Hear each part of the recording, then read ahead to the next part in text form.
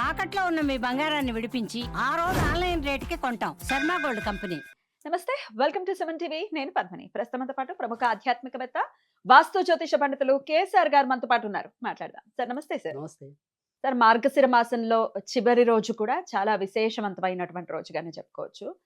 వకుళ అమావాస్యగా పిలువబడేటటువంటి అమావాస్య శుక్రవారంతో కూడి వస్తోంది. రైట్. లక్ష్మీ అమావాస్య అని కూడా పిలుస్తారా? అంతేగా. అంటారా? ఖచ్చితంగా లక్ష్మీ అమావాస్య అంటే శుక్రవారం అంటే మార్గశిర అమావాస్య కాదు. ఆ, శుక్రవారంతో ఎప్పుడైనా సరే ఆ, అమావాస్య వస్తే గనక దాన్ని లక్ష్మీ అమావాస్య అంటాం. ఆ, శనివారం నాడు వస్తే శని అమావాస్య అని శనికి ప్రీతికరం. అలా కాకుండా సోమవారం అమావాస్య వస్తే అది ఎప్పుడొచ్చినా కూడా సోమావతి అమావాస్య అని వ్రతాలు చేయటం కూడా ఉంటుంది. ఉమ్, సో సోమావతి అమావాస్య వ్రతం అని కూడా చాలామంది చేస్తారు. కాకపోతే ఆ సోమవారంతో వచ్చినప్పుడు మాత్రమే ఆ వ్రతం చేయడానికి సాధ్యమవుతుంది తప్ప విడిగా అవ్వదు. అలా సోమావతి అమావాస్య అనేది కూడా చేయటం అనేది ఉంది. కానీ సరే, ఇప్పుడు మనం చెప్పుకునే టాపిక్ వరకు ఏంటంటే ఇది లక్ష్మీ శుక్రవారం అమావాస్య రావటం కాబట్టి లక్ష్మీదేవికి అత్యంత ప్రీతికరమైనది. ఖచ్చితంగా. మార్గశిర మాసం అంటేనే లక్ష్మీదేవికి చాలా ప్రియమైన మాసంగా చెప్తూ ఉంటారు. ఎందుకంటే మరి విష్ణు స్వయాన శ్రీకృష్ణుడు మరి భగవద్గీతలో మాసాల్లో నేనే మార్గశిరాన్నని అన్నాడు. ఆయన మరి విష్ణు స్వరూపం, విష్ణువు మరి ఆయనకి హృదయేశ్వరి కదా. ఇష్టమైతే- సో అందుకని లక్ష్మికి మరి అంత ప్రీతికరం ఉండటంలో ఎలాంటి ఆశ్చర్యం లేదు. ఖచ్చితంగా ఆశ్చర్యం లేదు. రైట్. మరి శుక్రవారం అమ్మవారికి ప్రియమైనటువంటి రోజు. ఆ రోజు అమావాస్య మొత్తం రోజంతా ఉండబోతోంది కాబట్టి పైగా మర్నాడు రోజు దాకా ఇంచుమించు ఉదయం 7 దాకా ఉంటుంది. సూర్యోదయానికి ఉంది అమావాస్య. మర్నాడు రోజు కూడా ఉంది. అంతే. కానీ మనకి సోమవారం అదే శుక్రవారం రావడం అనేది ఉమ్. కరెక్ట్. ఉమ్. అది కూడా సాయంకాలం ఉండాలి. హ. ఈ మనం ఏంటంటే సాధారణంగా లక్ష్మీ పూజ అనేది ఎక్కువ శాతం మనం ఉదయం పూట చేస్తాం. ఉమ్. కానీ ఒక దీపావళికి ధనత్రయోదశికి ఇలా శుక్రవారం వచ్చినప్పుడు మాత్రమే సాయంకాలం మంచిది. ఓకే. సో మంచిది కాబట్టి, అమ్మవారికి ఇష్టం కాబట్టి, మరి ఈ అమావాస్యని ఎట్లా యూటిలైజ్ చేసుకోవాలి?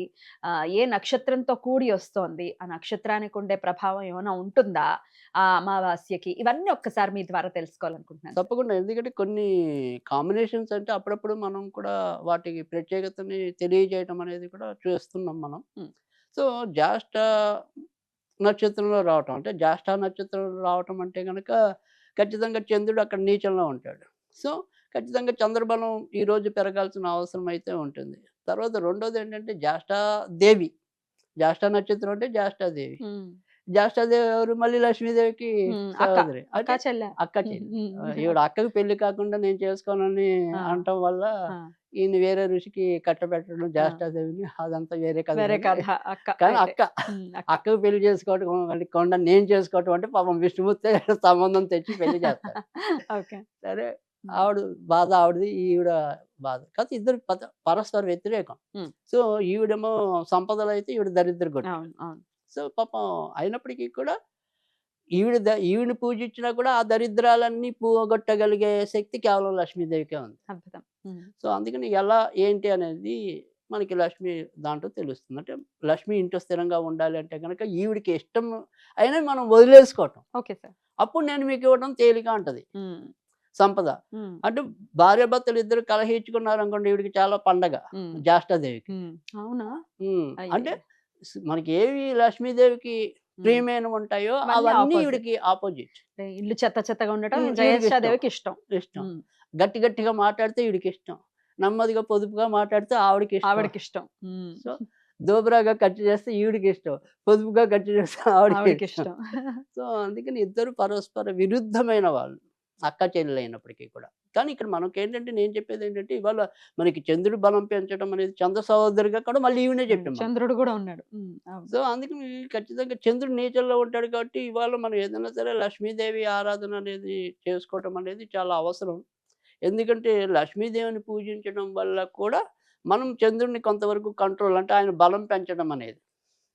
ఎందుకంటే ఇవాళ ఏమాత్రం కొద్దిగా అజాగ్రత్తగా ఉన్న ఈ రోజు వరకు కొద్దిగా వాహన ప్రమాదాలు జరిగే అవకాశాలు కూడా ఎక్కువ ఉంటాయి. ఉమ్. ఎందుకంటే చంద్రుడు నీచంలో ఉండటం, మరి మొదటి రాశి నుంచి చూస్తే అష్టమంలో పడటం, తర్వాత మరి అమావాస్య అయి ఉండటం. అమ్మో. సో అందుకని కొద్దిగా ప్రమాదం. వాహనాలు జరిపేప్పుడు ఎవరైనా సరే కొద్దిగా అప్రమత్తంగా ఉండటం అనేది అవసరం. ప్రత్యేకంగా ఆ రోజున లేకపోతే నేనండి ఇది ఇవాళ ఎప్పుడైనా సరే మనకి అమావాస్య వచ్చి చంద్రుడు నీచ రాశుల్లో తిరుగుతుంటే, చంద్రుడు నీచ రాశి అంటే వృశ్చికమే కదా. సో అందులో మనకి అక్కడ విశాఖలో కన్నా కూడా అనురాధలో ఉన్నప్పుడు, జ్యేష్ఠలో ఉన్నప్పుడు మరింత ఇబ్బంది. ఓకే. సో, అందుకని ఖచ్చితంగా అలాంటి కాంబినేషన్ ఇవ్వాల. సో, అందుకని కొంతవరకు జాగ్రత్తగానే ఉండాల్సిన అవసరం అయితే వాళ్ళకుంది. అయితే మనం వరకు ఏంటంటే, ఈ సంపదలు అంటే డబ్బులు కూడా మనం ఒక్కోసారి పోగొట్టుకోవచ్చు కదా! హ్మ్. అంటే ఏ ప్రమాదంలో ఉన్నా అవి కూడా పోవచ్చు. హ్మ్. సో, అందుకని డబ్బులు ఉండటం అనేది ఒకటి. తర్వాత రెండోదేంటంటే, మన ఇంట్లో స్థిరలక్ష్మిగా ఉండటం ఒకటి.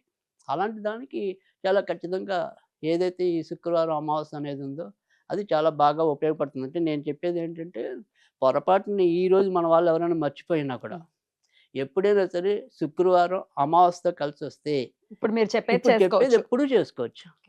తర్వాత ఈరోజు చేసామనుకోండి, తర్వాత అవసరం లేదు అనుకోక్కల్లా. ఇలాంటి కాంబినేషన్ ఎప్పుడొచ్చినా కూడా మీరు చక్కగా చేసుకోవచ్చు. చేసుకోండి. ఆ.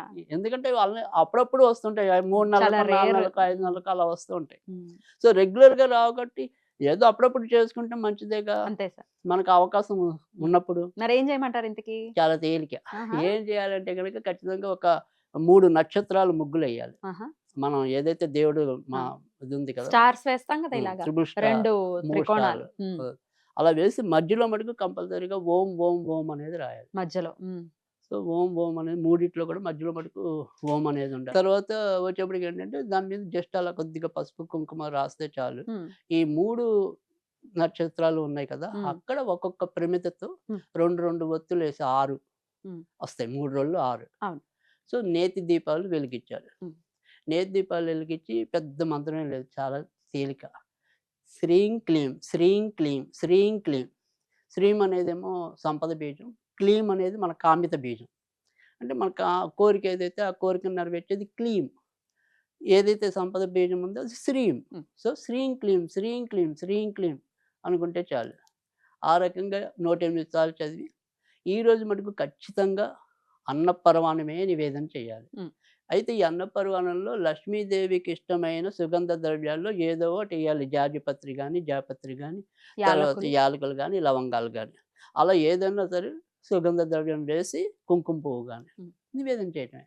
అంతకంటే ఏం ఏ చేయక్కర్లేదు. సమయంలో ఈ దీపారాధన చేసుకునే ఖచ్చితంగా మంత్రం? సాయంకాలమే చేయాలంటే మనకేమంటాం సూర్యుడు అస్తమించాకే చేయాలి. సాయం సంధ్య వేళ. సో, అంటే సాయం సంధ్య వేళ 6:30 చేసుకోవచ్చు, తర్వాత. రాత్రైనా చేసుకోవచ్చు. ఓకే.